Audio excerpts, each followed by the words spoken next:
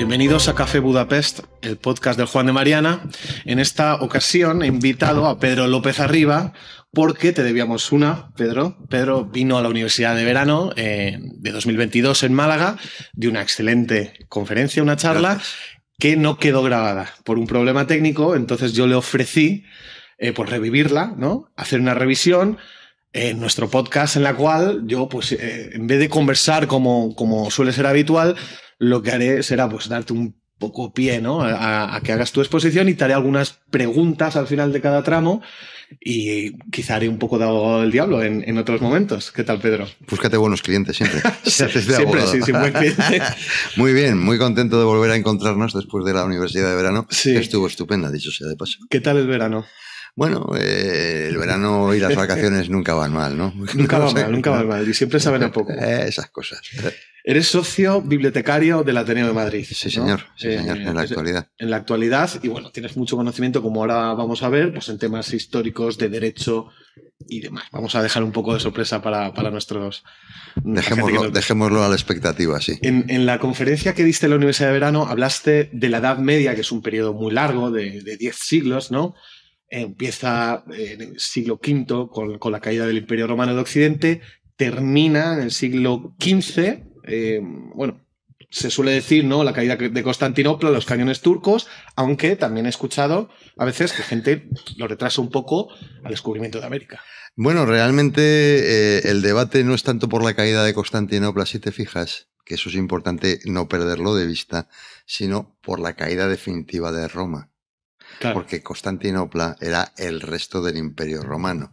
Es decir, que la Edad Media, digamos que desde un cierto punto de vista, se podría considerar como el periodo de desintegración efectiva del Imperio Romano. Lo que queda, o el Imperio Romano griego. Empieza a caer el Imperio Romano en el siglo V y termina de caer en el siglo XV. Y se abre una nueva etapa que nosotros llamamos Renacimiento, que se llama también Origen de la Modernidad, y que desde luego lo que sí que atrae son novedades. Tiene cambios y novedades, pero que no son novedades de verdad, sino que son renovaciones de ideas que ya existían en el mundo grecolatino y que también en la Edad Media se disuelven, por así decir, como se disuelve el mundo romano, pero se reformulan. Y esa reformulación es a lo que llamamos muchas veces renacimiento. Por eso yo en la conferencia arrancaba justamente con reivindicar esa idea buena de la Edad Media, porque en general la idea que se proyecta de la Edad Media es una idea mala, ¿no? La Edad Media, cuando se habla de la Edad Media en general, todo el mundo está haciendo juicios mal que bien peyorativos, ¿no? Si te dicen que lo tuyo parece algo feudal, no te están llamando guapo. No, de hecho, puede ser un insulto casi, incluso, exacto, puede ser hasta un insulto, ¿no? Y realmente la Edad Media es más quizás ese periodo de reformulación, de combustión interna, una caldera, ¿verdad?, en la que sí que ha habido una caída, que más que la caída del Imperio de Occidente, yo creo, con el historiador belga Henri Pirenne, señaladamente, que la verdadera ruptura en esa época no se produce tanto con las invasiones bárbaras, aunque también no las menospreciemos. La gran ruptura es el Islam, porque eso hay que esperar no al siglo V, como es la caída del Imperio Romano de Occidente, sino al siglo VII, principios del octavo, ¿no? Es un poco después. La ruptura real de la antigüedad sí se produce ahí, porque ahí sí que hay ruptura. Lo que cambio de paradigma. Cambio completo de paradigma, pero cambio de paradigma, pero en cosas elementales. El mar Mediterráneo, cuando se empieza a llamar Mediterráneo de verdad, es en la Edad Media, porque hasta entonces era el Mare Nostrum. Pero el Mare Nostrum, como tantas otras cosas, dejó de ser un mar amigo, próximo, para convertirse en una fuente de riesgos y de peligros con la aparición del Islam. ¿Ha sucedido algo parecido antes? Hombre, las invasiones germanas fueron destructivas a veces, sobre todo algunas, pero en general lo que hay es un una línea de continuidad, es verdad que con caídas, con quiebras, pequeñas quiebras, pero sobre todo es una línea de continuidad que va a hacer aflorar 1000 años después del comienzo de la llamada Edad Media ese movimiento que es la aparición de la modernidad y que llamamos Renacimiento, ¿no? Me ha gustado que no lo has llamado Imperio Bizantino, que aunque es algo que bueno, es útil el término porque la gente lo entiende, a mí nunca me ha gustado el término, ¿no? Porque al final hay una continuidad, ¿no? Quizá en la parte griega del mundo romano, pero hay una continuidad. También la imprenta, ¿no? Hombre, la imprenta es fundamental, pero la imprenta estamos hablando de 1540. Pero tú fíjate que si miramos las lenguas que se hablan por allá, el griego, las lenguas eslavas, ¿cómo llaman los eslavos a Constantinopla? Zarigrad, la ciudad de los Césares. De los Césares, porque zar es una derivación de César, exacto. De que en el mundo donde está lo que llamamos Imperio Bizantino o Imperio Romano Oriental, lo que tienen muy claro que Bizancio es la ciudad de los Césares, Constantinopla es la ciudad de los Césares, y como tales les tratan, y no solamente los eslavos, también les tratan así los árabes. Los únicos que no les trataban así eran los cristianos de Occidente, que era otro tema, ¿no? Hasta se separaron religiosamente porque entre otras cosas se llevaban un poco mal, ¿no? Sí, bueno, entraremos en la parte de España donde entran los bizantinos o los romanos, ¿no? Ahí chocan con los visigodos, ¿no? Chocan con los visigodos. Vamos a ir a esto. Voy a dejarte un poco las ideas principales y desarrollas, ¿no? Edad Media, tinieblas, preludio de luces. Exacto. No, bueno, claro, esa es la cuestión, que realmente se nos ha dado una versión que procede de la Ilustración, básicamente, de la Edad Oscura de barbarie gótica. Dice, hombre, es una historia no tan oscura. La oscuridad se hizo en las últimas épocas del Imperio Romano. Los siglos IV y V en Roma son verdaderamente de grandes retrocesos. La vida urbana, se viene abajo el comercio, se producen muchas rebeliones. El citado Henri Pirenne, el gran historiador belga de la Edad Media, dice justamente, llega a decir que gracias a los bárbaros Roma se pudo salvar de los romanos. Y su legado. De hecho, sí que es verdad que hay un cambio, aunque las líneas de continuidad son más importantes, pero sí que hay un cambio que lo podemos apreciar, y España en eso tiene también una parte importante, en que estamos ya en el siglo V-VI, ¿verdad? Y todavía Boecio, que morirá ejecutado por los ostrogodos después de haber sido un importante magistrado en la Roma que quedaba en Occidente una vez caído el imperio, y Diodoro se les llama los últimos romanos, porque son pensadores que todavía se sienten romanos, ¿no? Todavía son romanos, y además cuando lees sus escritos de consolación, por ejemplo de Boecio, notas que es un romano el que está hablando, ¿no?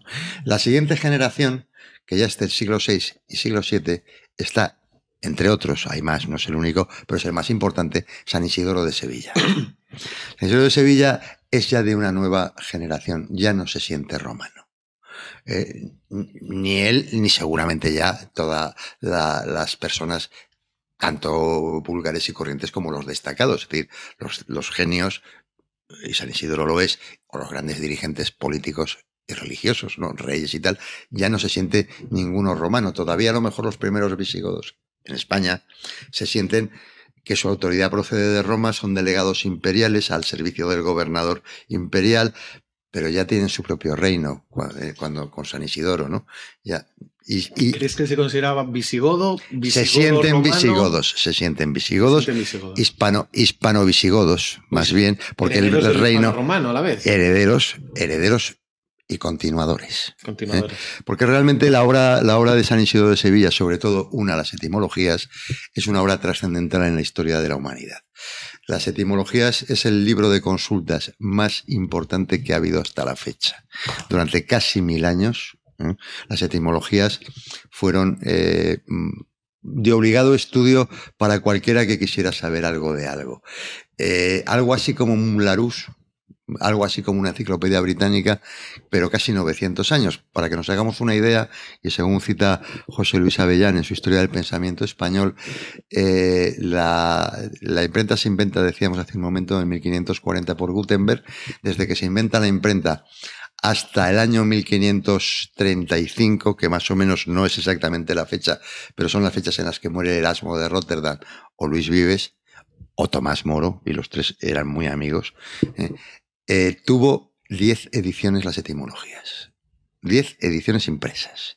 Es decir, que no era un libro que durante la Edad Media, esa edad oscura de barbarie gótica, como no se sabía nada, se tiraba de lo que había, que eran las etimologías, sino que fue muy apreciado hasta que, claro, ciertamente el Renacimiento, no solamente el espíritu renacentista, que también, sino sobre todo las grandes realidades que se abren ante el hombre europeo de finales de la Edad Media, que también le obligan a reformularse, ¿no? O sea, no, los grandes descubrimientos geográficos son en el siglo XV y no hay que esperar a llegar a América. Los portugueses han descubierto las Azores y, como cuentan con gracia los propios portugueses, el problema no fue llegar a Nueva Esperanza, al Cabo de Nueva Esperanza y entrar en el Índico, no fue llegar a la India, el problema fue pasar Cabo Bon, que está frente a Canarias, porque la mentalidad medieval consideraba, siguiendo también tradiciones más antiguas, que ahí estaba la catarata donde se caían los barcos que llegaban, porque se acababa... Nadie quiere ir ahí a probar, entonces, ¿no? A probar suerte. Lo difícil fue pasar Cabo Bon. Una vez que se pasó Cabo Bon, se pudo llegar a Guinea y se pudo seguir avanzando. Había ¿no? un tema de desarrollo de la tecnología marítima, ¿no? Que entendieron cómo exactamente. ¿no? Es que volvemos cómo poder seguirlos y usarlos, ¿no? A diferencia de los antiguos, los medievales sí que van haciendo una serie de aportaciones de orden muchas veces técnico y tecnológico. Que no está mal. Que no están nada mal. O sea, por ejemplo, la navegación a vela con los medievales se consiguen hitos que no se consiguen, que los romanos no conocían, y al final, no al final, pero más bien hacia el final de la Edad Media, aparecen instrumentos que los romanos no tenían, la brújula, por ejemplo, y cosas así. Y esos son aportaciones medievales. Hay una ciencia medieval, como hay un pensamiento medieval. ¿Y qué hace ese pensamiento medieval? Pues desde textos muy a veces muy incompletos, fragmentos, muchas veces perdidos, que a veces los localizaron, por hacernos una idea, hasta el siglo XV, y a lo mejor para bien, porque si hubiera aparecido antes igual hubieran destruido. El poema de Lucrecio de Natura Rerum no aparece en un monasterio perdido de Alemania. Y de repente, claro, estamos ya en el siglo XV. Rápidamente se le hace una edición impresa y es un libro que revive el materialismo, revive el epicureísmo, que a fin de cuentas Epicúreo era Lucrecio, ¿no? Nadie lo había o no se había reparado mucho en él, nadie se había atrevido con él en aquel monasterio alemán donde apareció, y menos mal que no se fijó nadie, porque las obras de Epicuro sabemos que existían y eran varias y fueron destruidas probablemente en los monasterios también, ¿no? Porque escandalizaban. Pero vamos a tratar posteriormente, ¿no? Eso no vale la pena tenerlo. Los peligros de la moral. En esta claro, época hay mucho, ¿no? También hay parte que será mito, otra parte... ¿no? Y leyenda. A veces es leyenda. Y a veces será verdad. Y a veces pura verdad. Corrígeme, probablemente es un error. Yo he escuchado gente referirse a San Isidoro como doctor de las Españas o algo así. No sé si es un término moderno, ¿no? Es más moderno, claro, es más moderno. Porque, claro... Él no se reconocía estar en... ¿no? ¿Cómo se refería? No, él se refería, el reino era Hispania. El reino era el reino de era la provincia de Hispania. No era el reino de los visigodos ni nada. Claro. El reino visigodo era el reino visigodo, ciertamente, y de hecho se afirma como tal reino visigodo frente a los bizantinos, los romanos, que también, vamos, parte del problema que conocemos todos de San Hermenegildo, de Leovigildo su padre y su hermano Recaredo, que es el momento en el que los visigodos se van a convertir al catolicismo, tiene que ver con la presencia de una entonces potencia católica del calibre del Imperio Bizantino en toda la parte sureste de España. Lo que es Murcia, Cartagena, Murcia, queda todavía incluso en Málaga un resto que se llama la comarca de la Axarquía, que dices, te suena a griego, ¿no? Axarquía. Y dices, ¿y por qué? Porque Vélez Málaga era la capital de una provincia bizantina y las provincias bizantinas se llamaban exarquías. Ha quedado Axarquía y tú vas por allí, por Málaga, y Axarquía. Es una comarca cuya capital es Vélez Málaga, ¿no? Bueno, pues amenazaron al reino visigodo lo bastante como para que... Querían recuperar, ¿no? Estaba, de hecho... También intentaron en Italia, o sea... Y en el norte de África. Un intento de 50 años. De intentar rehacer entero el Imperio Romano. Daban por perdida a lo mejor Britania, puede que dieran por perdida la Galia, pero pensaban que lo que era Italia, lo que era el norte de África, lo que era Hispania, sí se podía recuperar y lo intentaron. Esta parte no sé si has leído Isaac Asimov. Sí. Me recuerda, Sí. no sé si es que se basó, ¿no?, al segundo libro. Cuando el imperio se da cuenta realmente que tenían razón, ¿no? Los de la Fundación Harry Seldon y todo esto, intenta recuperar un poco, ¿no? Y Claro. al final cae, que es lo Y que al pasó final con cae, y al el final Imperio cayó. Romano de Oriente. Pero que sobre ¿Esto cómo todo... afecta a España, ¿no? Eso te iba a decir. San Isidoro, también la parte gala, de que los visigodos tenían luego... Tenían parte del reino en conexión. lo que era la Galia. De hecho, el reino se hace, luego la rivalidad hispano-francesa, probablemente había que preguntar a los geógrafos, ¿no? Más que a los historiadores o a los pensadores políticos, ¿no? La geografía determina a veces comportamientos. Y sí es cierto que el reino visigodo ocupa parte de lo que hoy es Francia y los francos se encargaron muy mucho de expulsarles. No totalmente y tal, pero influye mucho hasta el momento en el que aparece una fuerza que es el Islam, que como decía antes es la que realmente provoca la ruptura. Y provoca una ruptura que por una parte es radical, pero por otra parte es muy importante en sus efectos porque produce una revitalización en el mundo occidental. El mundo occidental está, en fin, muy perdido. Es verdad que, en fin, descendió la población. Se abandonaron las ciudades. Roma llegó a tener 15.000 habitantes en algunos momentos lamentables de la Edad Media. 15.000. Sí, pero es que Atenas llegó a tener 3.000. Lutecia también, ¿no? París. ¿no? París. Es decir, que hay se abandonaron... Sí. Porque no se podía vivir, se vivía de suministros, bueno, pero era el día a día, ¿no? Que no llegaban. Y justamente en ese momento el Islam sí que produce una reacción. De hecho, la recuperación de ideas de libertad que se han perdido desde el final del Imperio Romano hasta que se empieza a retomar, San Isidoro sí marca un hito, porque San Isidoro, y esa idea originaria suya, ¿verdad?, es el primero que formula el problema de el buen gobernante y el tirano. Es verdad que para descalificar al tirano, el gobernante debe ser legítimo.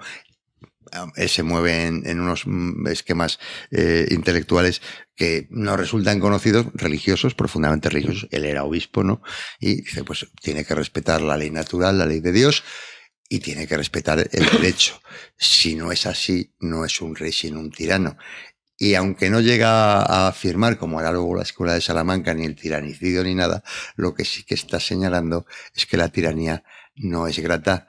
No ya a San Isidoro de Sevilla, que sin duda no le era grata, sino que un poco es el planteamiento católico de que la tiranía no es grata a Dios. Un tema interesante para verlo en contraste con el protestantismo justo en el final de la Edad Media, que es cuando emerge la Reforma protestante, ¿no? Pero San Isidoro juega ese papel y llega al Islam. El Islam sí que es una ruptura. De hecho, el Islam... hoy pensamos que fue en España fue importantísimo, pero también invadieron Italia, también estuvieron en el sur de Francia. Y no digamos ya por Oriente. Poitiers, ¿no? Es donde se les frenó en la batalla de Poitiers. Martel. Carlos Martel, el abuelo de Carlomagno, ¿no? Sí, el primer gran emperador del Sacro Imperio Romano Germánico, ¿no? Bueno, eso hablaremos un poco de eso porque eso va, no, y además tiene que ver también con el propio desarrollo de los reinos españoles, ¿no? El primer granito para recuperar la libertad tras la invasión musulmana es la resistencia al Islam. La resistencia al Islam, pensemos que hay incluso algún debate de envergadura.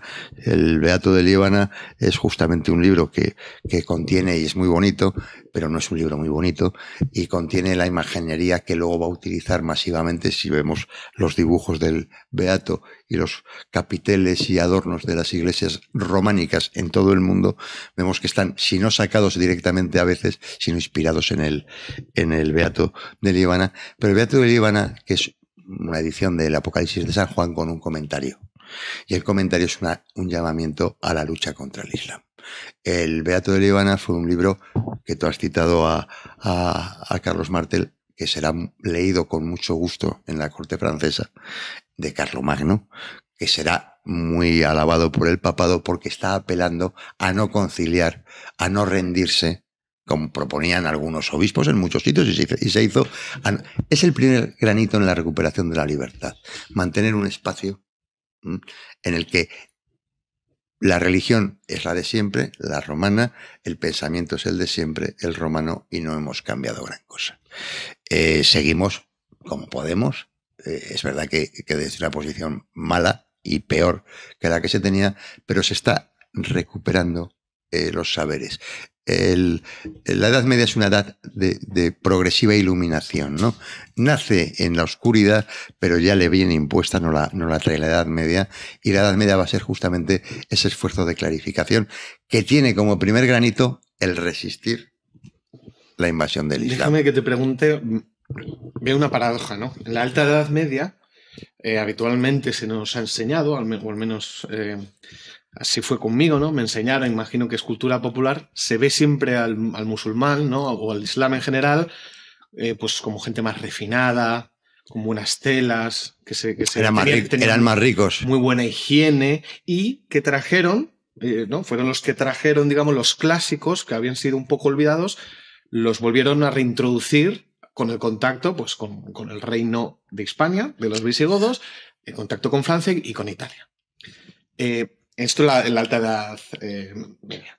Luego, obviamente, la percepción va cambiando, ¿no? Y llegamos al final de la Edad Media, cuando ya se puede empezar a ver, sobre todo, pues, al Islam como un ataque contra la libertad, y bueno, desde la historia de Austria, todos los Balcanes, España. Hombre, el Islam, claro, cuando llega es la cultura dominante porque vence. Y son ricos. ¿Por qué? O sea, mi pregunta es, ¿por qué tú crees que digamos, ese contraste con el Islam y esa resistencia al Islam es lo que trae libertad, cuando al principio parecía que traían luz? Es que ese es un poco el problema. Los árabes no son grandes creadores, sí son magníficos transmisores, ¿verdad? Y en un primer momento le traen a la Europa deprimida, aislada. Hemos hablado de pocos y malos textos, ¿no?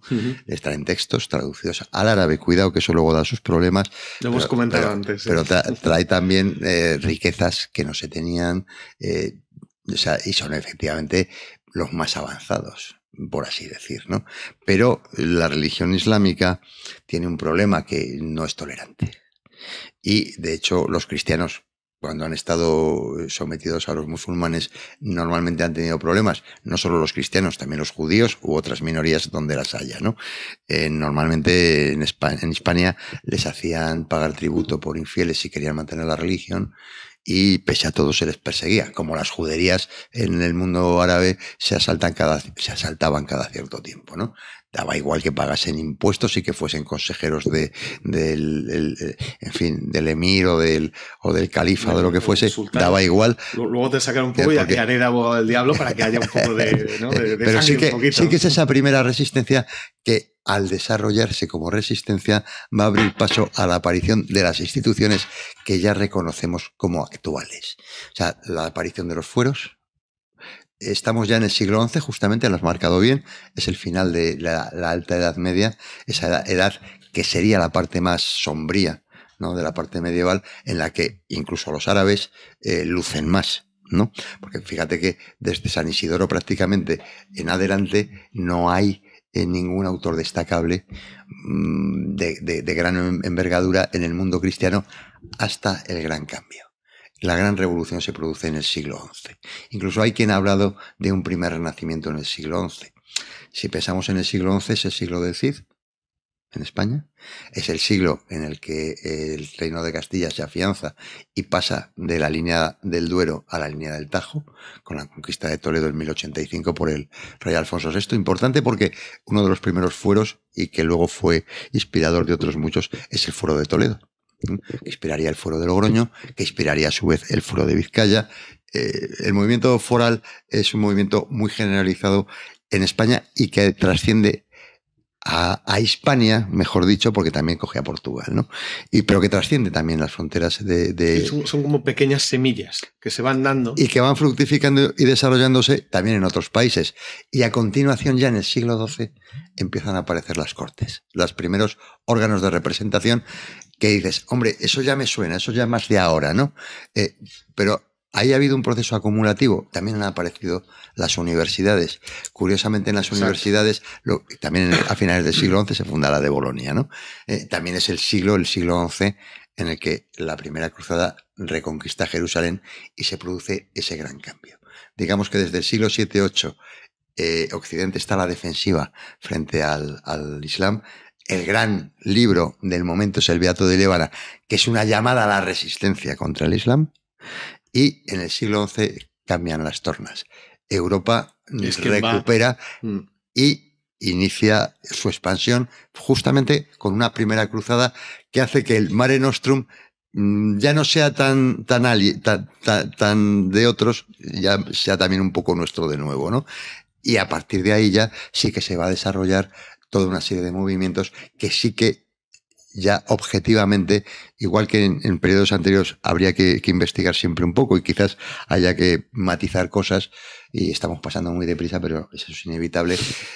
Ya a partir del siglo XI-XII sí que vamos reconociendo la aparición de la escolástica, sí que vamos reconociendo en las universidades, los parlamentos, todo eso.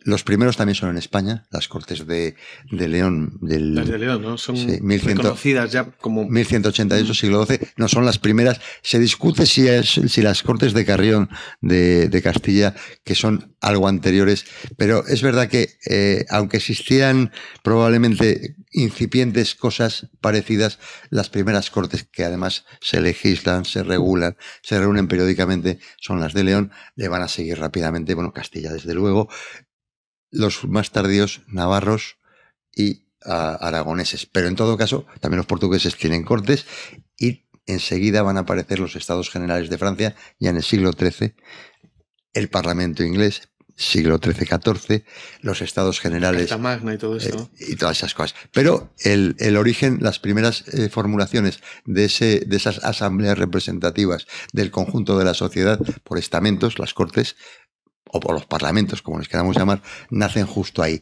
Y nacen justo ahí en ese también afloramiento intelectual que de alguna manera eclosiona lo acumulado en los siglos anteriores y en el que sigue siendo figura preponderante San Isidoro. Las asignaturas que se estudiaban en las primeras universidades, el trivium y el quadrivium, están explicitadas en los 4 primeros libros de las etimologías, ¿no? Gramática, retórica, dialéctica, matemáticas, en fin, lo que son música, lo que son las asignaturas que inicialmente se estudian en las universidades, están siguiendo las etimologías de San Isidoro. Pero ese desarrollo va a cobrar autonomía. De hecho, nace una escolástica que se va a encontrar con una sorpresa a la que tú hacías referencia antes, la aparición de las traducciones árabes. Claro, el problema de los árabes, como decía antes, es que más que creadores son transmisores. Los árabes crean su religión y poca cosa más, ¿no? De hecho, en no mucho tiempo, estamos hablando del siglo XII-XIII, aparece un influido por el agustinismo político, dicho sea de paso, de la patrística cristiana, que es Al-Ghazal, que es probablemente uno de los autores más leídos del Islam después del Corán, ¿no? Los textos de Al-Ghazal, en el que proscribe a la filosofía y proscribe la ciencia por considerarlas que son enemigas de la religión. Y Al-Ghazal es quien triunfa. De hecho, Averroes dedicaría toda su vida en el siglo XIII a combatir las posiciones de Al-Ghazal para obtener un resultado decepcionante, ¿no? Él mismo es condenado, su obra es condenada y triunfa el sufismo. Tampoco es como hasta aquí sí, de repente no. Va paulatinamente y no, tampoco van... Hay un aristotelismo árabe, pero va a ser el gran enemigo de Al-Ghazal y de los fundamentalistas. Es cierto que transmiten el álgebra. Desarrollan el álgebra, porque si os fijáis, y nos fijamos, la matemática, y todavía ahí habría que meter a Descartes para dar el cierre, la matemática se había olvidado de la aritmética. La matemática estaba volcada a la geometría. desde tiempos de los griegos y de los romanos, ¿no? Pero es verdad que la aritmética se desarrolla mucho. También, de nuevo, más que porque los árabes hagan desarrollos, que algunos hacen. De hecho, la palabra algoritmo procede del nombre de un matemático árabe, al-Khwarizmi, se llamaba, el caballero. Y los árabes importan lo que llamamos números arábigos, que son números indios. También pasa con otras cosas. Persas también. Que son tal. Porque los árabes, más que creadores, como digo, son excelentes transmisores, ¿no? Aunque esa excelencia haya que ponerla en cuarentena y, entre comillas, en algún momento o en alguna materia, ¿no? Concretamente, en lo que son materias de pensamiento, los árabes van a encontrarse con un problema muy serio en las traducciones, ¿no? Que es lo que hemos comentado antes, ¿no? Claro, hay un precioso... ¿Cómo traducían del griego antiguo ¿Qué entendían? Al árabe, que eran capaces y que eran capaces de entender, porque no está claro que pudieran entenderlo todo, ¿no? El relato de Borges se titula La busca de Averroes, y es Averroes intentando traducir la poética de Aristóteles, que se encuentra con el drama de que, claro, en el mundo árabe el teatro no existe. Y la poética de Aristóteles empieza por la tragedia y sigue por la comedia. ¿Qué traducción haría de la comedia, de la poética de Aristóteles? Que luego mucha gente ha oído hablar de ella por la película famosa de la medieval, la de Humberto Eco. El nombre de la rosa, que pues justamente está centrada en la poética de Aristóteles, ¿no? Todo el libro que se busca y que se pierde es la poética de Aristóteles, el libro envenenado es la poética de Aristóteles, ¿no? Por razones que ahora nos desbordan. Pero claro, dices, el mundo árabe, eso es lo más que da de sí. Pero en España, no en Francia, no en Italia, ni siquiera en el mundo bizantino, la transmisión de esos saberes de los árabes al mundo cristiano se hace en España. No es la única zona, pero fundamentalmente en Toledo. Luego ya con Alfonso X el Sabio se estabiliza una escuela de traductores de Toledo, pero las escuelas de traductores de Toledo, si las ponemos en minúscula y en plural, existen desde bastante antes, ¿no? Hay dos personajes importantes en la época, Ulf di Salvo y Juan Hispalense, que traducían del árabe al latín. Retraducían, ¿no? Sí. Uno de ellos, y el otro traducía del latín al romance, ¿no? Entonces, claro, dices, ¿qué es lo que traducían? ¿Qué pérdidas habría de contenido? Infinitas. Pero, sin embargo... O qué partes llegaron corruptas de base y nunca lo sabremos. Eso es muy... Vamos, hay textos en los que sí que hay detalle, pero efectivamente nunca sabremos a detalle el tema en toda su plenitud, porque eso los que lo vivieron, ¿no? Pero sí que es cierto que justamente hasta el momento de la irrupción de los grandes cambios intelectuales, el siglo XI es también el siglo del románico, de la reforma de Cluny, etcétera, ¿no? Un tema importante. Ese gran cambio que se produce en el siglo XI es un cambio de actitud y de mentalidad. Los europeos, pese a tener textos malos, incompletos o traducciones árabes, digamos que sospechosas, ¿no? Son capaces de recomponer. Hasta entonces habían sido agustinistas todos, porque no daba para más, y a partir de ahí el aristotelismo tenía un texto básico, era la parte dedicada a la lógica de Aristóteles en el de Consolaciones de Boecio, al que citábamos al principio, ¿no? Y poco más, algún ejemplar de la lógica, tal, poco más. La recepción de Aristóteles, aunque sea un Aristóteles, digamos que trufado de errores y de corrupciones y tal, permite la afloración en Europa de un pensamiento. En fin, si hablamos de Santo Tomás de Aquino, pues estamos hablando de uno de los grandes pensadores de la humanidad, ¿no? No de la Edad Media o del cristianismo, sino de la humanidad en su conjunto. De hecho, Gustavo Bueno siempre decía que gracias a Santo Tomás de Aquino podemos entender el mundo antiguo, porque si no se pasa por el medieval, no se capta bien lo que es el mundo antiguo, ¿no? También surge la encuadernación, ¿no? Que permite el salto de los papiros, que era muy difícil de conservar, a los volúmenes. En los monasterios.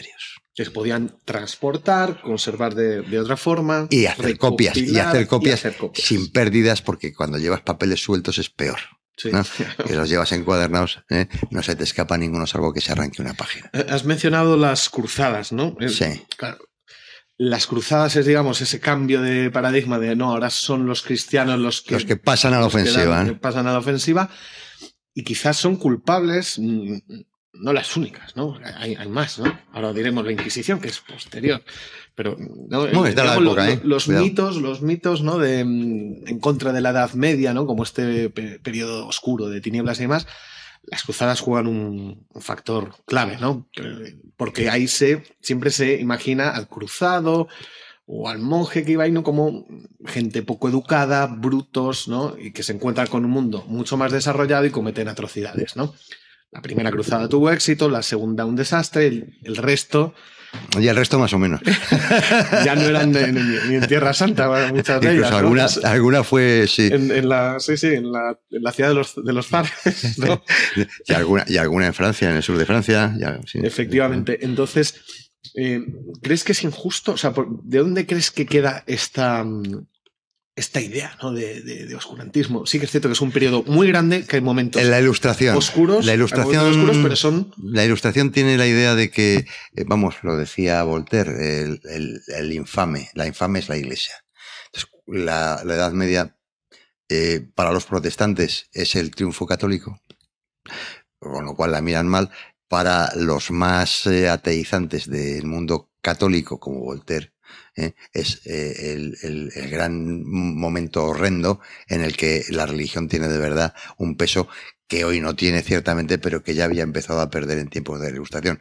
Es una idea ilustrada. De hecho, en el siglo XIX se produjo una auténtica reacción de medievalistas contra la injusta calificación de la Edad Media, hecha por la Ilustración en general, ¿no?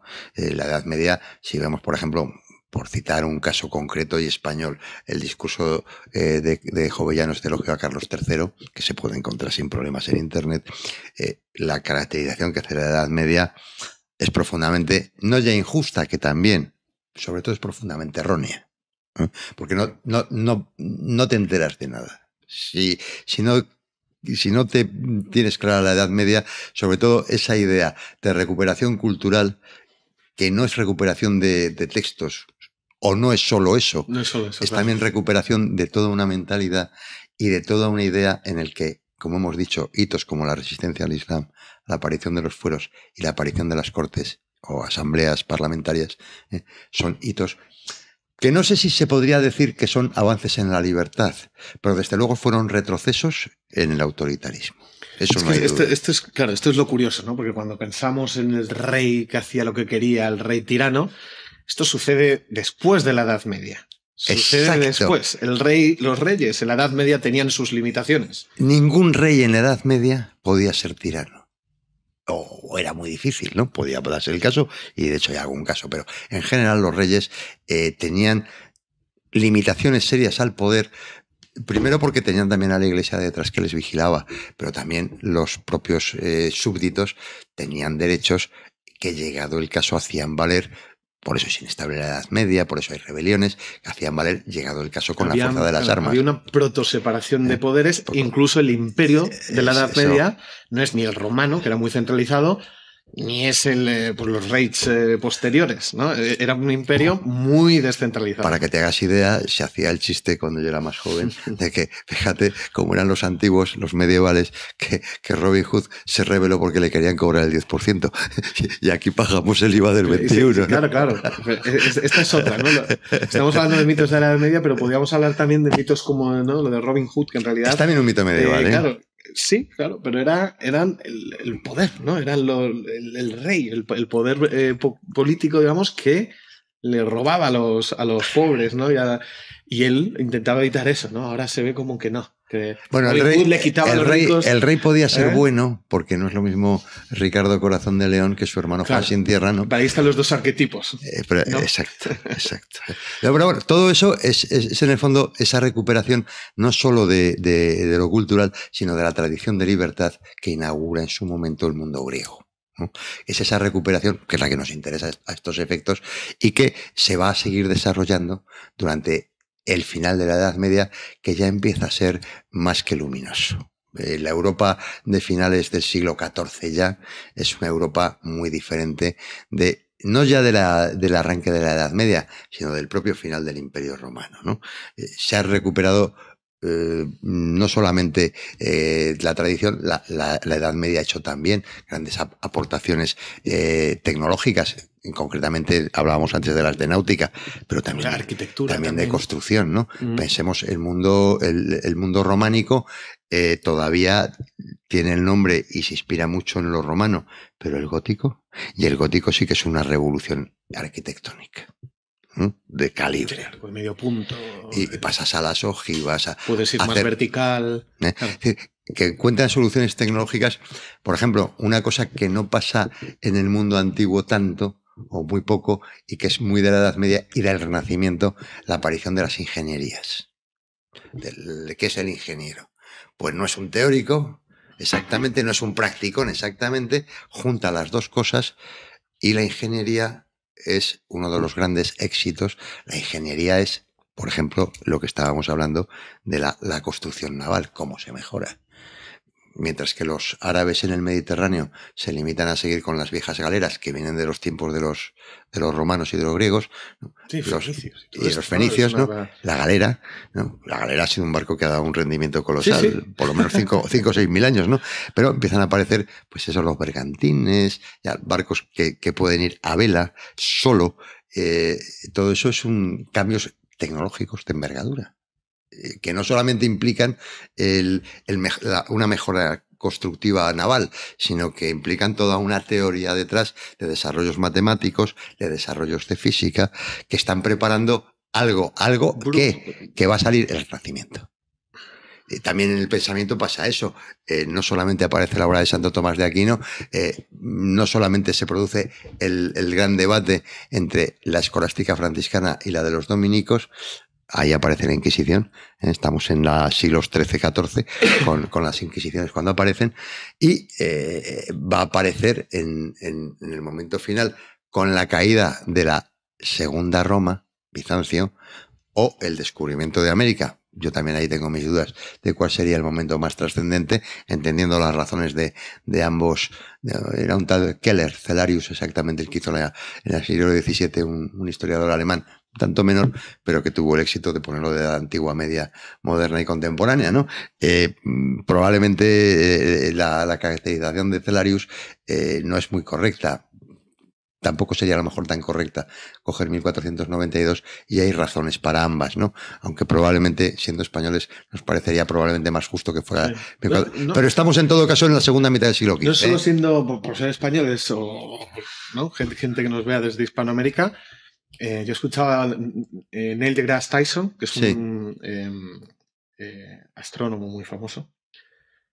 Astrofísico. Astrofísico, sí. Negro, ¿no? Que tiene el documental que está en Netflix, que es la versión nueva y tal, que decía en un podcast que sigo que para él el momento más importante de la humanidad es el descubrimiento de América. Y es un afroamericano diciendo esto, ¿no? Es como muy extraño. Lo explicaba muy bien, no, lo recomiendo, porque si no lo has visto... Yo tengo una historia de los Estados Unidos, una historia de los Estados Unidos que es así de gorda, que de un tal Bustin, que también tiene más obra, es un autor de principios del siglo, finales del XIX, principios del XX, en el que efectivamente también dice lo mismo, ¿no? El gran hecho, el mayor hecho de la historia es el descubrimiento de América. Porque sí, por las consecuencias... Las ramas de Homo sapiens que habían estado separadas se vuelven a unir. Eso, han estado 10.000 años, ¿no? Los españoles que se hacían, si me permite la expresión, pajas mentales encantadoras, llegaron a la conclusión al principio, igual que los indios consideraban que los españoles eran dioses, los españoles se la devolvieron, claro, y con intereses.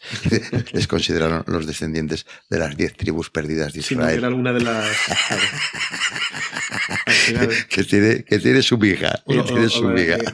Hace poco... ayer, ¿no? Lo de California, ¿no? Que era una isla, y era la isla de las mujeres de la reina Calif no sé qué. En el Amadís de Gaula. Claro, que es una novela española. Exacto. Que la leía Hernán Cortés, luego, ¿cómo se llama? El San Antonio. Sí. ¿No? San Antonio estaba obsesionado con esto, con que había que asentarse ahí, lo vendía, ¿no? Claro. Con que era una isla llena de oro y de mujeres. La defensa de los indios, bastante exagerada, errónea y llena de problemas después de Bartolomé de las Casas, no le enjuiciaremos ahora.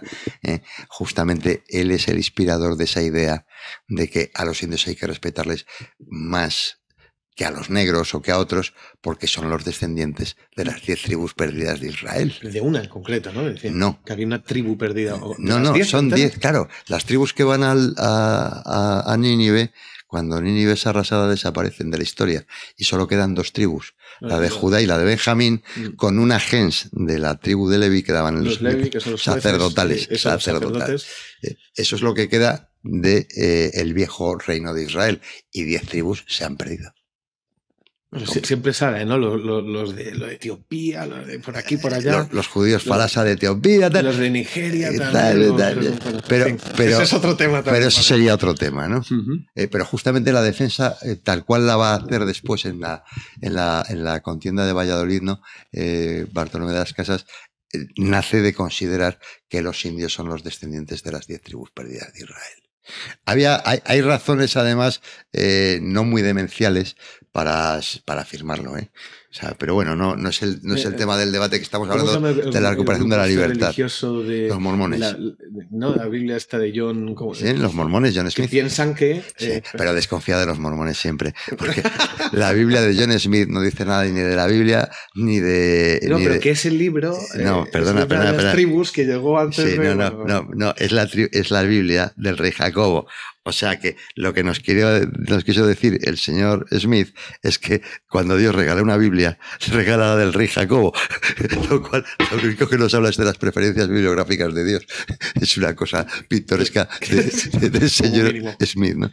Y tal. Pero bueno, que en lo que estamos, en esa recuperación de la libertad, sí que vienen las primeras grandes teorizaciones sobre el poder y el Estado en Santo Tomás de Aquino y en también la escolástica franciscana, ¿no? Te voy a preguntar... Has señalado varios focos, ¿no? Siempre, pues, León, las Cortes. Las Cortes, tal. ¿Cuál es la cadena de transmisión en esos momentos? Porque, digamos, claro, hay una descentralización, excepto en el periodo de Carlomagno y demás. ¿Cómo se transmiten las ideas y qué papel también puede jugar, digamos, el imperio, la corona hispana en esa transmisión de ideas para que surjan aquí y allí pequeños chispazos de lo que vendría después? No, bueno, en realidad lo que hay es la afirmación de los reinos en cada sitio, ¿no? La Edad Media ha habido reinos que aparecieron y desaparecieron. En fin, es una época de mucha convulsión, ¿no? Y más que cadenas exactamente de mando, lo que hay es una pugna entre el liderazgo del rey, que aspira a ser no un tirano, sino el líder, sí. El líder, en pugna con otros poderes, incluido el eclesiástico, pero también sobre todo el nobiliario, para afirmar el poder real. Y el poder real se va a apoyar, justamente beneficiándose de esa idea de libertad. Las Cortes es la plasmación de esa idea. El rey, el líder de su pueblo, se apoya en las Cortes para llevar a cabo su política. Por ejemplo, para que nos hagamos una idea, las Cortes de Aragón surgen básicamente para apoyar a Pedro III el Grande de Aragón en su campaña de Sicilia. Los Estados Generales de Francia nacen para darle apoyo y cobertura política a Felipe IV el Hermoso de Francia, hijo de San Luis, en su pugna con el Papa Bonifacio.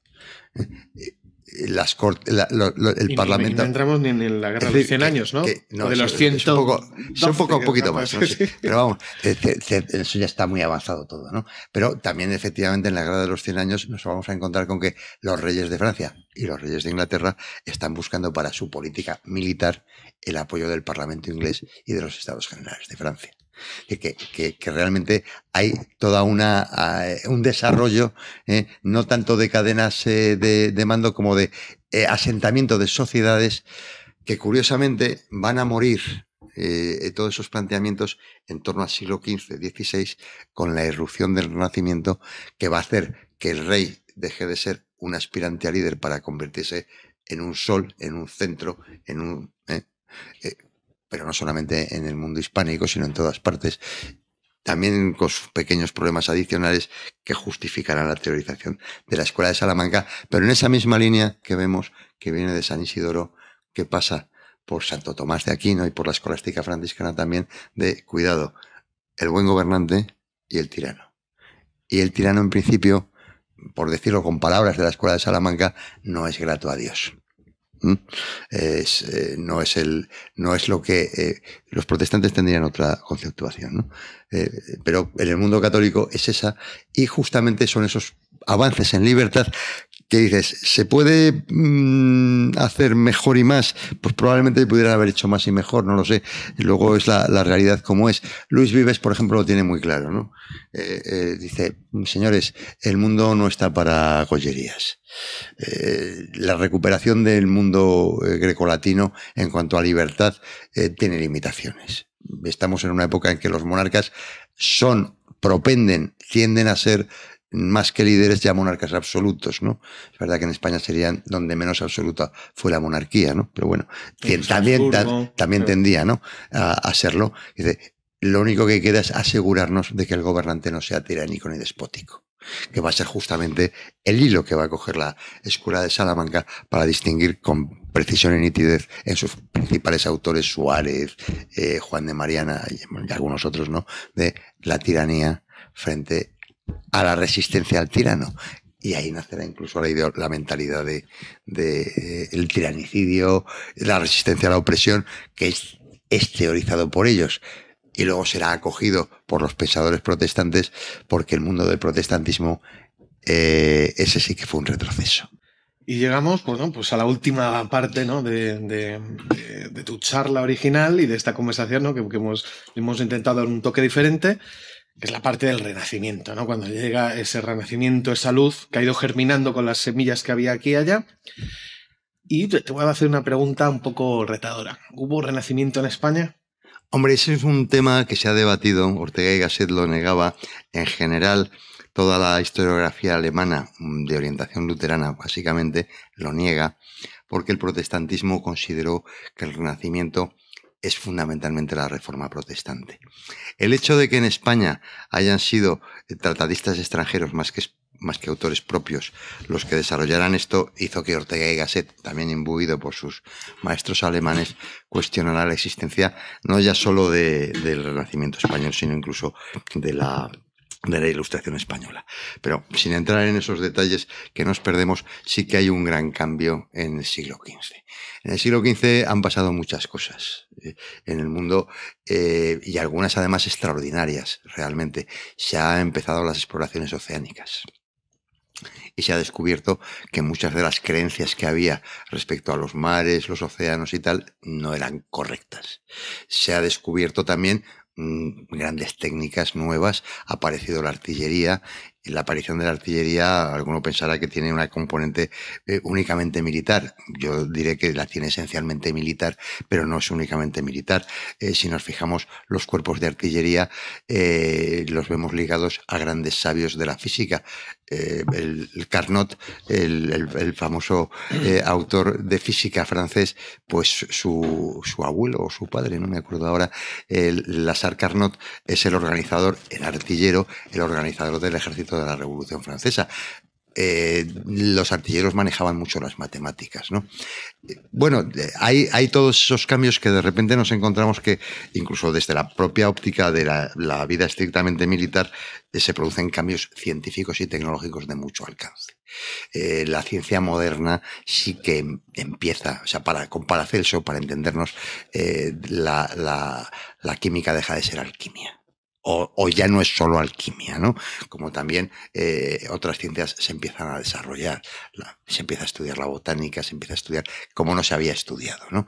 Y hay grandes cambios y mejoras. ¿No? Y aparecen, y sobre todo hay cambios en la mentalidad. De repente se recuperan textos originales de Platón y de Aristóteles.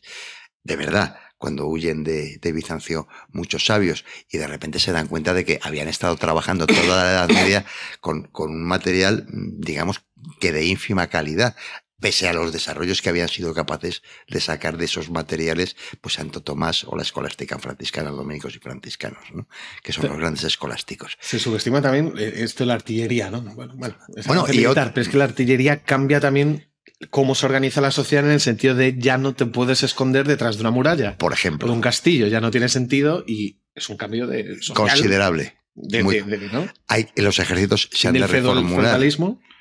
Igual que hay un gran cambio de la desaparición de los guerreros en el mundo griego y aparición de los soldados, que no son lo mismo, también en el siglo XV vuelve a ser fundamental no la caballería, que ha sido el arma militar fundamental durante toda la Edad Media, sino que vuelve a ser la infantería. Y de hecho la infantería española, los tercios de Flandes, tienen el éxito de que sus formaciones están pensadas para que una carga de caballería se quede en francesa.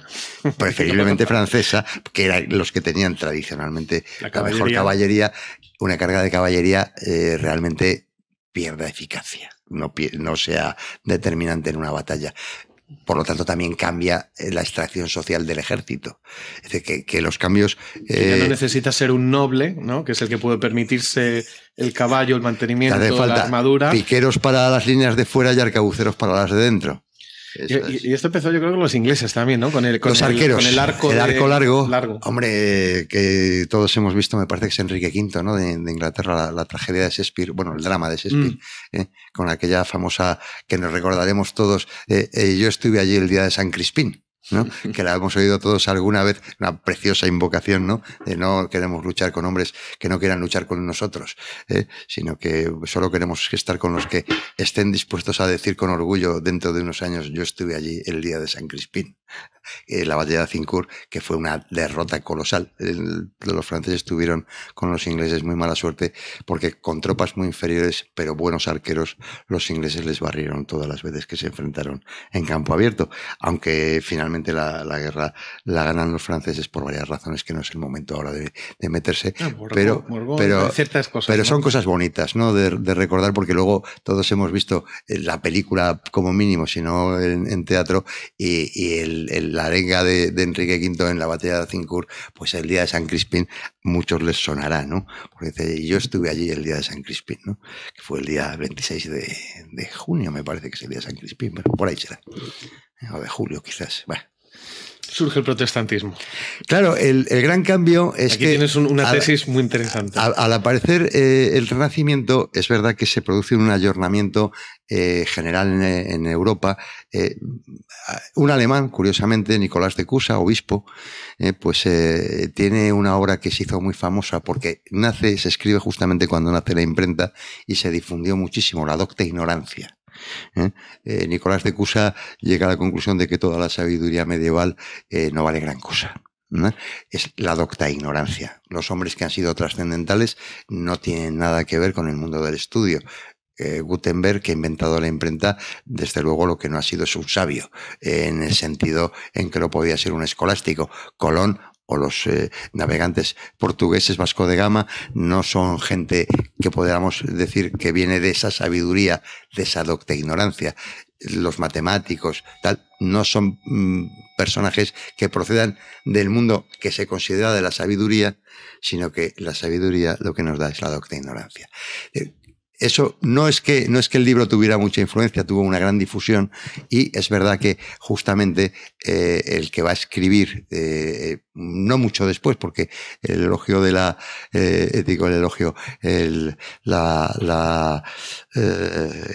que lo acabo de decir, se me ha ido, la docta ignorancia, es un libro escrito hacia 1540, en la época de la imprenta. En 1512, si mal no recuerdo, escribe Erasmo de Rotterdam uno de sus grandes textos, que es el elogio. O sea, aquí se ha traducido por elogio de la locura, pero la traducción correcta del latín es elogio de la estupidez, ¿no? Curiosamente, quienes llegan son los estúpidos, los sabios tienen otra procedencia, ¿no?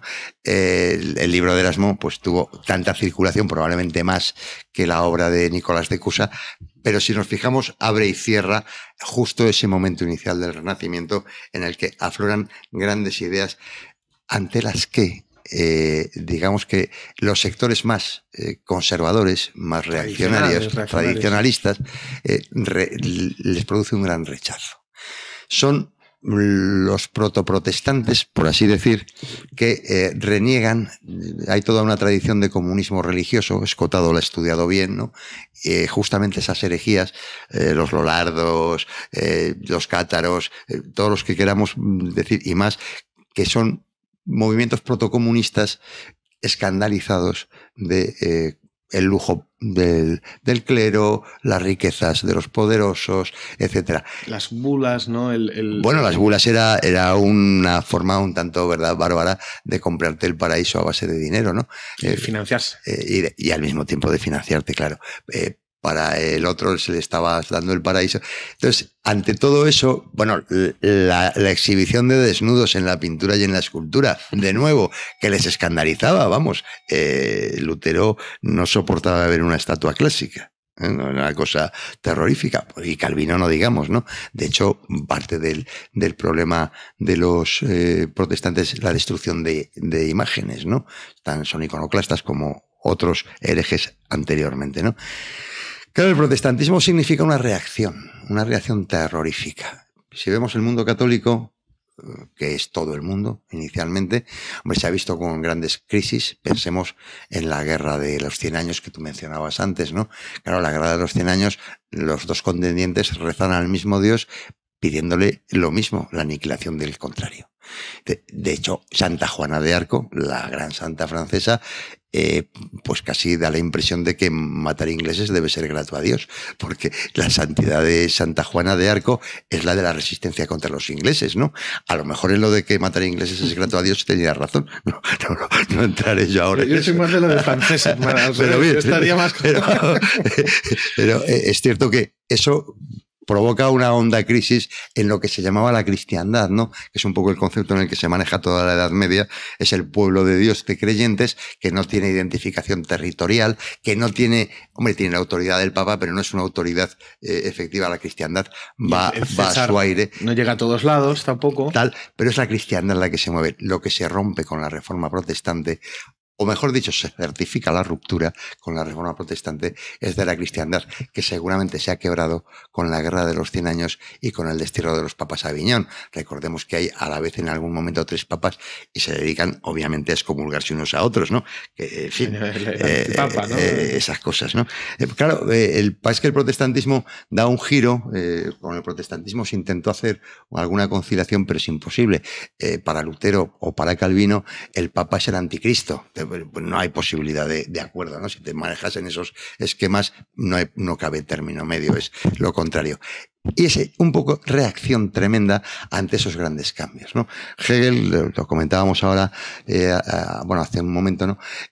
Claro, él en sus lecciones de filosofía de la historia justamente va a encontrar eso. Por una parte, dice, están los que, no teniendo nada en su interior, y se refiere a españoles y portugueses, se lanzan a explorar el mundo, y estaban los que, volviendo sus ojos así, hacen renacer la espiritualidad, que son los protestantes de Lutero. Hombre, es una visión muy limitada del Renacimiento, pero sí que incorpora una gran novedad. Mientras que la marcha del mundo político religioso en la época, que son en gran medida indisociables, ¿no? o difícilmente disociables, se orientaba a una progresiva asunción de liderazgos de reyes poderosos apoyados, que más que regir, lideran a sus naciones, los reyes católicos, ¿no? Con las cortes, llevan detrás a las cortes. Aparece un mundo en el que las cortes van a empezar a ser orilladas. Aparece un mundo en el que, en el protestantismo, mientras que los católicos habían mantenido siempre clara la diferencia entre el poder temporal y el poder espiritual, el poder temporal era el que no podía ser tiránico, y el poder espiritual, recordemos el Evangelio, mi reino no es de este mundo, no era para aplicar en este mundo, ¿no? Por eso eran herejes los comunistas religiosos, porque querían poner el reino de Dios en la tierra, ¿no? Eso es imposible. Bueno, pues Lutero un poco tiene esta idea del reino de Dios en la tierra, a lo mejor tanto no, los anabaptistas sí, que son los protestantes más radicales, y los calvinistas no se sabe muy bien, porque andan un poco entre luteranos y anabaptistas, ¿no? Andan entre dos aguas, ¿no? Como en la famosa canción de Paco de Lucía, ¿no?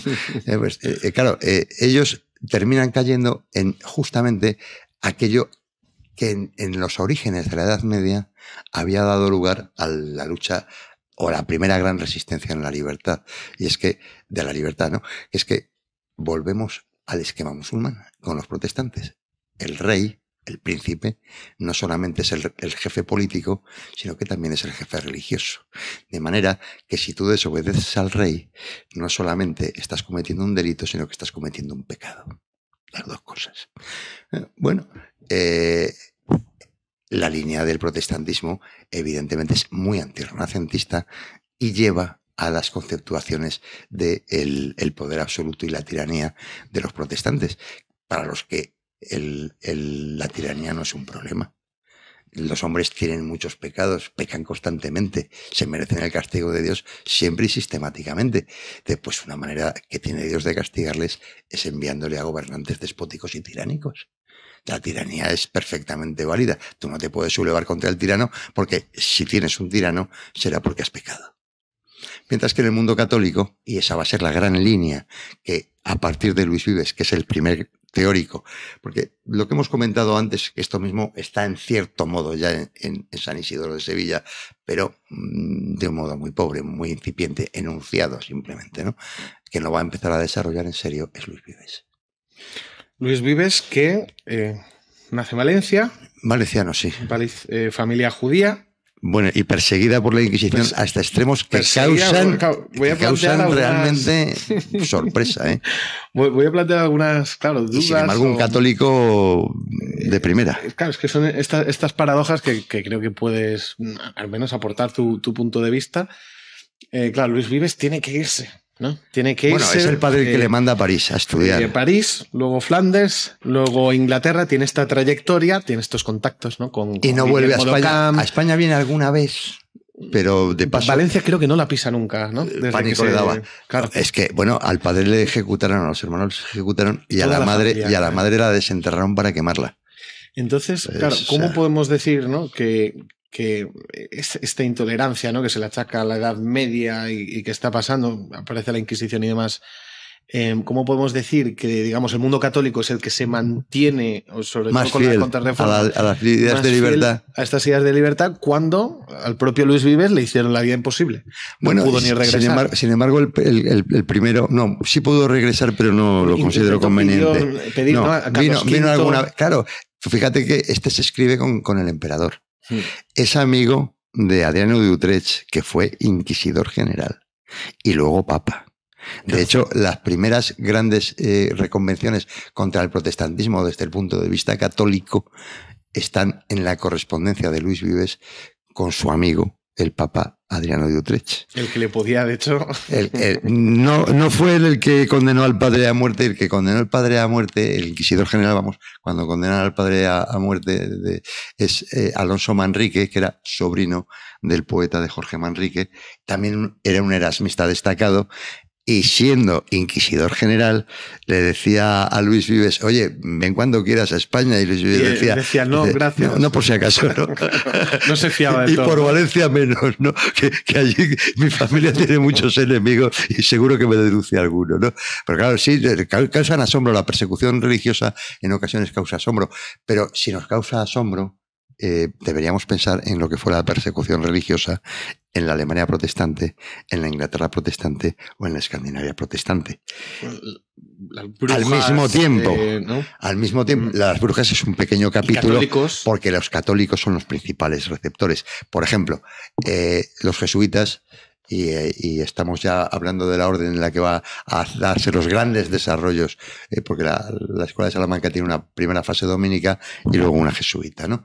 La importante es la jesuita, o la más destacada es la jesuita, y justamente los jesuitas en el mundo anglosajón, yo creo que es hasta las reformas de Lord Grey en 1830, el jesuita y cualquiera que estuviera cerca que se pillara en Inglaterra se le ahorcaba de inmediato. Estamos hablando de un país, Inglaterra, que lo estamos viendo en estas fechas, en el que nos cuentan como una cosa que no tiene trascendencia, que la reina no solamente es jefe del Estado, sino jefe de la Iglesia. O sea, estamos en los sultanes moros, en el rey, que no solamente es jefe político, sino jefe espiritual. Para quien nos vea este vídeo, lo mismo en un año, 2, 3, 4, acaba hace unos días de morir la reina Isabel II, y nos hemos saltado de oír que es la cabeza de la Iglesia de Inglaterra, ¿no? Como aunque sean luteranos, aunque no sean luteranos, sino que sean calvinistas, igual pasa en Holanda. Con la monarquía. El rey no solamente en Suecia, en Dinamarca, en Noruega, los reyes no solo son jefes políticos del Estado, sino jefes religiosos de la Iglesia. Es verdad que ya no lo ejercen, ya no es como Claro. Pero, señores, las persecuciones a los católicos en Inglaterra se las cargó el primer ministro laborista Harold Wilson en 1969. En el siglo XX. La Inquisición española estaba fuera de juego ya en el siglo XVIII. Y la Inquisición española y la Inquisición católica en general fue una Inquisición muy preventiva. No es que no cometiera excesos ni crueldades, con una sola bastaría. No ese es el debate que yo quiero introducir. Sí, pero la pregunta es si era generalizado, no. Era generalizado cuantía, en toda Europa y, desde luego, donde fue atroz de verdad no fue en el mundo católico, fue en el mundo protestante. La persecución a los católicos en Inglaterra, vamos, léase a Chesterton, pero no solo a Chesterton, a Bolingbroke, a cantidad de autores escandalizados Suiza de que también tuvo Suiza episodios también, feroces, y Alemania no digamos. La caza de brujas es un desarrollo y el antisemitismo del pensamiento de Lutero. Lutero es... Esto habría que desarrollarlo, no sé si... No es para este tema, no es para el tema de... Pero no perdamos de vista que la Inquisición es la que se ha quedado con la fama probablemente por una razón solo, por la eficacia de la Inquisición española. La Inquisición española, es verdad que también estábamos en España o estábamos en Portugal, que en eso tanto da. Si nos fijamos en toda la Edad Media, y mira que hubo herejías, ni una sola herejía prendió en España. En el mundo hispánico, pues España y Portugal, ¿no? En lo que son ahora España y Portugal. Ni una sola. Incluso alguna, la de los albigenses, que vinieron en masa a refugiarse en España de la persecución, aquí no ejercieron, porque no se les dejaba. Pero es verdad que aquí no se les perseguía tampoco, por eso podían venir a refugiarse. Mientras que un católico no podía moverse de un lugar protestante a otro en Alemania, en Holanda, en los países nórdicos o en Inglaterra, sin que le persiguieran igualmente. Y las matanzas de católicos, en fin, hay más de un texto. Yo señalaré el más clásico entre nosotros, cuya lectura aconsejo a quien lo quiera ver, que fuera esas cosas.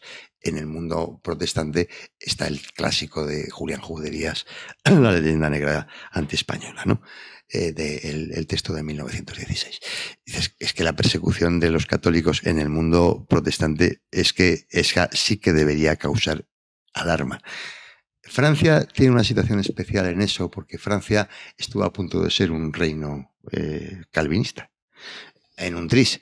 Las violencias en las guerras civiles de Francia, que más o menos se prolongan, las tensiones religiosas desde 1530, pero la guerra civil abierta prácticamente desde 1552-53 es hasta final de siglo, los hugonotes, los luteranos franceses, ¿no? Pero casi 40 años de guerras con unas matanzas. ¿Cómo surge el absolutismo francés habiendo ganado el catolicismo, digamos? Pues primero porque el peso protestante es muy grande. Y segundo, los autores, los grandes teóricos de la monarquía absoluta en el mundo católico son franceses. Bodino, Jean Bodin, exactamente, y luego, algo más tardío, el cardenal Bossuet, ¿no? Bodino, que es de lo primero que yo tuve que estudiar en mi carrera, en ciencias políticas. Ellos primero, como franceses, sean o no católicos, como franceses, buscan una conciliación en el país que solamente piensan que se puede auspiciar por el rey. Y, en fin, es retomar las viejas leyendas de San Luis, el rey de los franceses, que las manos del rey curan, ¿no? Las manos del rey curan no solo una enfermedad física de una persona, sino una enfermedad moral y en general las enfermedades de la sociedad, ¿no? Es una apelación a una autoridad fuerte cuando la guerra civil ha sido abrumadora. O sea, de ahí que efectivamente haya una tendencia más fuerte en el mundo francés, dentro del catolicismo, hacia esas fórmulas absolutistas, que las hay con mucha más rotundidad en Inglaterra, en los países nórdicos y en los principados alemanes, ¿no? Mucho más. Mientras que las monarquías católicas, salvo la francesa, la polaca, por ejemplo, es una monarquía limitada, no tan limitada a lo mejor, pero vamos, casi igual que lo que es la monarquía hispana, que las cortes en España se siguen reuniendo, salvo en el reinado de Carlos II y en el de Fernando VI, que no hubo ya con los Borbones, hubo reuniones regulares más o menos en todos los reinados, ¿no? Felipe II se tenía que ver con las Cortes, pero también Carlos III se vio con las Cortes, ¿no? Mientras que eso en Francia en el siglo XVI desaparece. Se apela a las Cortes en el siglo XVI por última vez en un caso aislado, justamente en las guerras civiles por religiosas, y se acabaron los estados generales hasta la Revolución, ¿no? Y en Inglaterra el Parlamento, es verdad que en la época tanto de Enrique VIII como de Isabel I pintó poco, muy poco.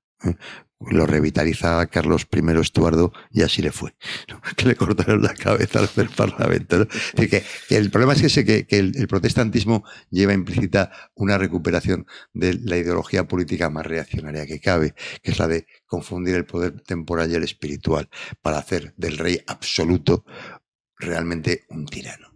Porque no solamente cometes infracción a las leyes o delito si incumples sus mandatos, sino que además estás en pecado. ¿no? O sea, la persecución puede ser doble. Y aunque no hubo inquisiciones protestantes en el sentido de que hubo la española, sí que hubo inquisidores protestantes en Inglaterra y cazadores de brujas, etcétera, etcétera, que bueno, esos sí que hicieron bajas. Aquí se han contado seriamente por el profesor García Cárcel las víctimas de la Inquisición y se calculan en unos 3.000 ejecutados en 400 años. Bueno, pues la noche de San Bartolomé en París fueron 15.000 muertos. O sea, 5 veces más en una noche. Y las persecuciones en Inglaterra y en Irlanda, no digamos, ¿no? Voy a hacer 2 preguntas y yo creo que con eso ya terminamos, porque de Luis Vives no hemos... hemos contado un poco su historia, ¿no? Su trayectoria, pero no los aportes que puede haber tenido él a la libertad, ¿no? Es justamente esta teorización de el poder como necesariamente un poder limitado. Y en segundo lugar es como su oposición previo al tiranicidio sin llegar al tiranicidio. Y al mismo tiempo también en su oposición a los protestantes.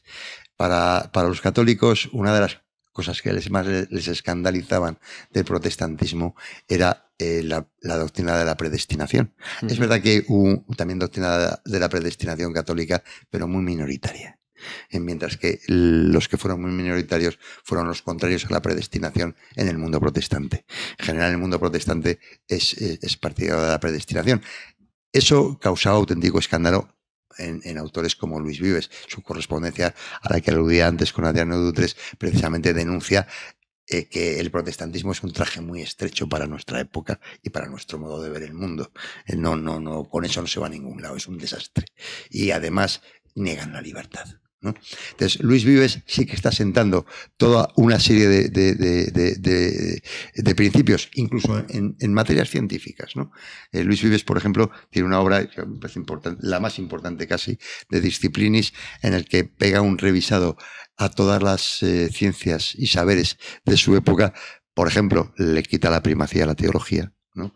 Por situar un poco en las líneas en las que se mueve, para darle preeminencia sobre todo a las ciencias experimentales emergentes. Considera que los saberes del futuro irán por ahí, o los grandes saberes del futuro van a ir por ahí, y no le faltó razón. De hecho, él fue profesor en Inglaterra, y hay quien sugiere incluso que los profesores de Francis Bacon, cuando hace también sus pequeñas incursiones en el método científico, él había tenido profesores que habían sido alumnos de Luis Vives. Aunque había tradición empirista en Inglaterra anterior, pero también se movía en esos mismos esquemas Luis Vives. O sea, Luis Vives sí que hace grandes aportes en lo teórico, abre muchos caminos.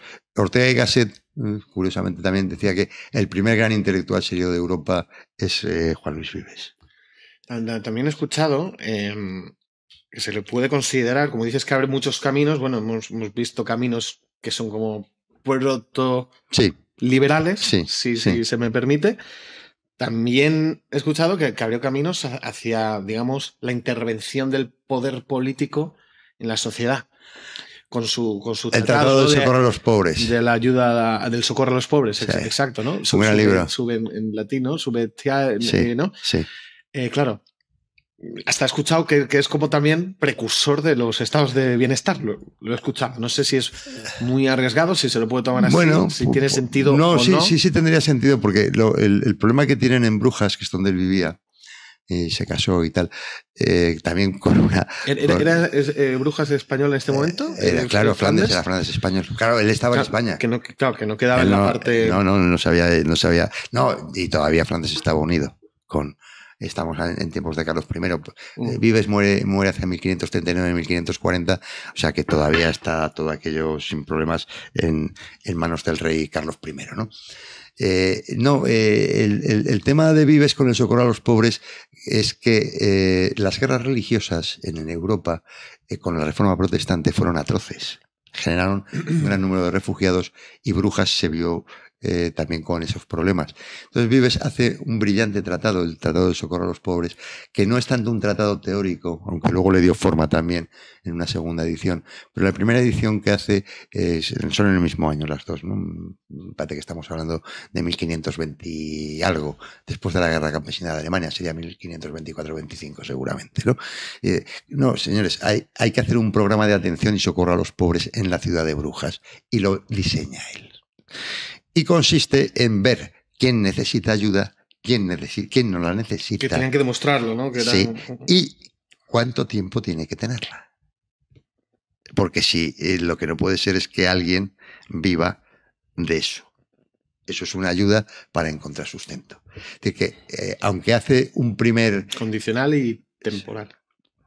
Aunque hace un primer esbozo de lo que quizás podríamos llamar, yo creo que sería más bien hablar de sistemas de protección social, ¿no?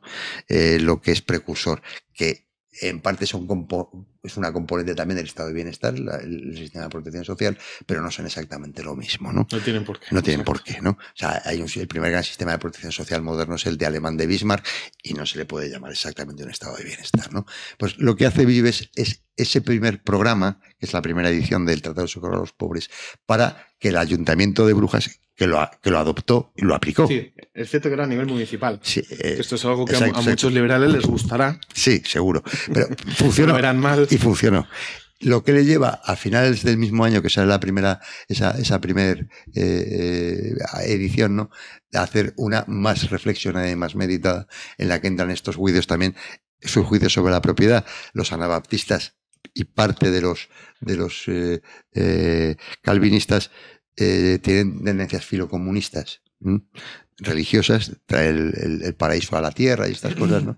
Y eso le inquietaba mucho, hace una defensa muy cerrada del derecho de propiedad también, Vives, en cuanto a lo económico, y también es verdad que en Vives y en el libro exactamente del Tratado del Socorro de los Pobres encuentra Marjorie Grace Atkinson, ¿no? La estudiosa de la Edad Media y del pensamiento de la Escuela de Salamanca, encuentra justamente no al inspirador sino al primer teórico de la Escuela de Salamanca. Eso lo dice ella, ¿no? Yo a lo mejor creo que sería más a mi juicio, quizás sea más bien un precursor, pero ya muy metido en materia, ¿no?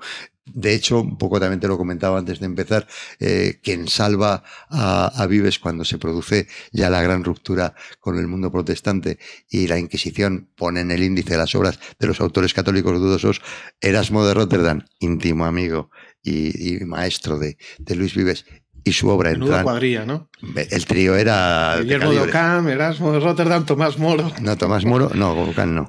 ¿Ockham no? No, Ockham no, es anterior. Ockham es del siglo XIV. Bueno, sí. Pero bueno. Está mezclando con Erasmo. Es Erasmo, Tomás Moro y Luis Vives, ¿no? Son los tres, digamos, el trío estelar de la primera fase del Renacimiento, ¿no? Son ellos tres, ¿no?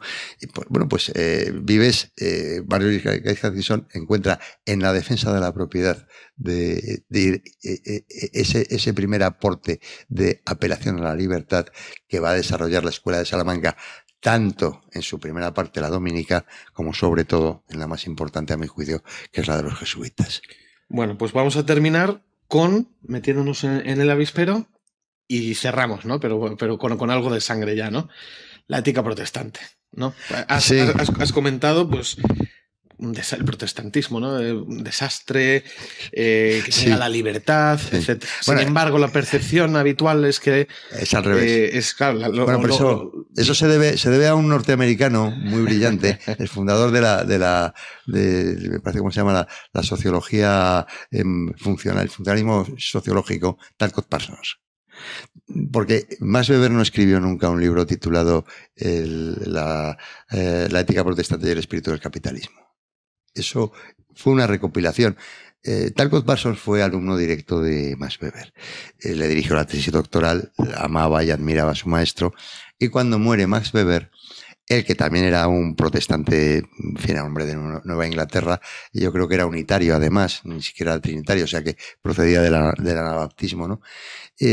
Hace una encendida defensa religiosa. Él era ferviente de lo suyo, ¿no?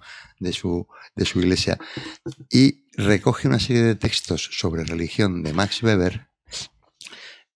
Hay quien dice que los manipula, por lo menos los encaja y los adapta, y sale esa obra. Si nos fijamos, no hay edición alemana, la primera edición es inglesa, ¿no? de Max Weber, y es en Estados Unidos. ¿No?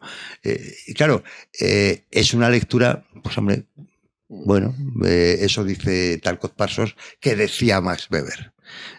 Pero sí que es verdad. Pero independientemente de la autoría, estas tesis, ¿no? Pues de que el protestantismo, por la predestinación, favorece la laboriosidad. Si nos fijamos, la laboriosidad de las ciudades medievales italianas, señaladamente, que es donde el capitalismo cobra nuevo impulso, ¿no? Después de las quiebras del capitalismo antiguo, si se le puede llamar así, de los triunfos grecolatinos, pues va a ser justamente en unas ciudades que no son protestantes, que son católicas, que son muy laboriosas, o no digamos del Flandes católico, ¿no?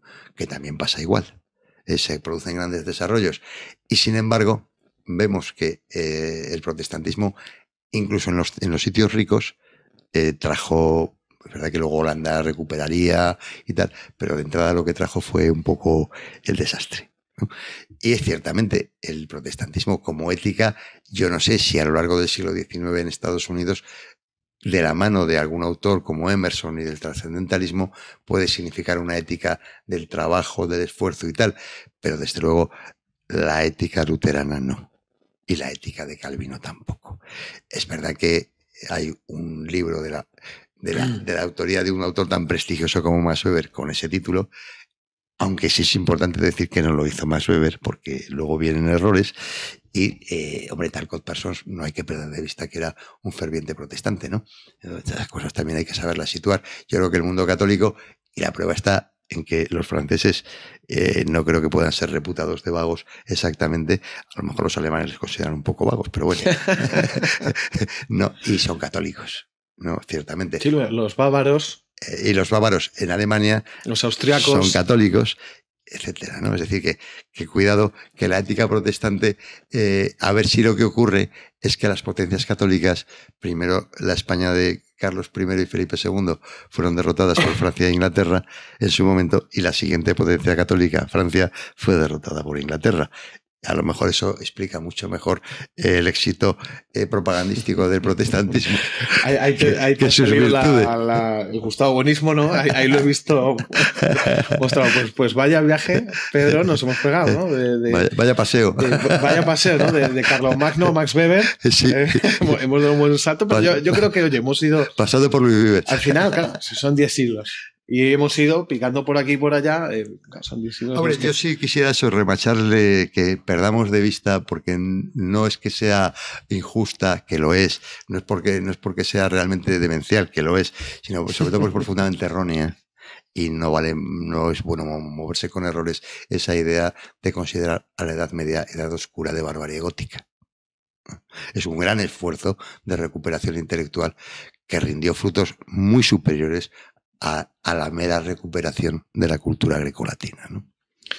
Un día, si quieres, hablaremos de la continuidad, que yo veo, esto es una tesis personal, que veo entre esta idea de la Edad Media como algo oscuro y la leyenda negra española. Yo tengo una tesis ahí que creo que pues, se saltó de una a otra, empezó el Renacimiento y, ¿no? Esta especie de crítica a lo anterior de repente se centró en el imperio. Se focaliza en la corona española. En el gran defensor del mundo católico entonces, porque Francia está dividida en sus guerras de religión, Italia no es políticamente nada, Austria es lo que le apoya a España, Polonia eran sus crisis y Irlanda era británica. Es decir, que la gran resistencia a Portugal era pequeño. Aguantó. Entonces el ataque a España es inevitable, ¿no? Es el enemigo, es el brazo armado del anticristo, porque el Papa es el anticristo para los protestantes, ¿no? Claro, él dice, es que no se pudo llegar a un acuerdo. Y dices, hombre, habida cuenta de que los católicos les consideraban herejes, que no es una buena consideración, y los otros les consideraban el anticristo, a ver de qué van a hablar, ¿no? ¿Qué término medio hay de conciliación? Ninguno. Pues muchísimas gracias por venir, por repetir, aunque espero que yo, hablando conmigo y yo dándote pie a lo yo creo que nos ha quedado un poco distinto de lo que hicimos. Ha quedado distinto, ¿no? De la charla, pero yo creo que también le da un toque, ¿no? Yo intentaba empezar como en la escuela, pero y luego te he ido enredando. Luego me has caído en mi me has ido enredando. Bueno, pues muchísimas gracias por venir al Instituto Juan de Mariana. Que ha sido, además de todo lo que has dicho, ha sido un rato muy agradable. Así me gusta. Es que si no es agradable, ¿para qué lo hacemos? Bueno, pues muchas gracias también a la gente que nos ve de Hispanoamérica, a la gente que nos ve desde España, desde Estados Unidos también, y hasta la próxima.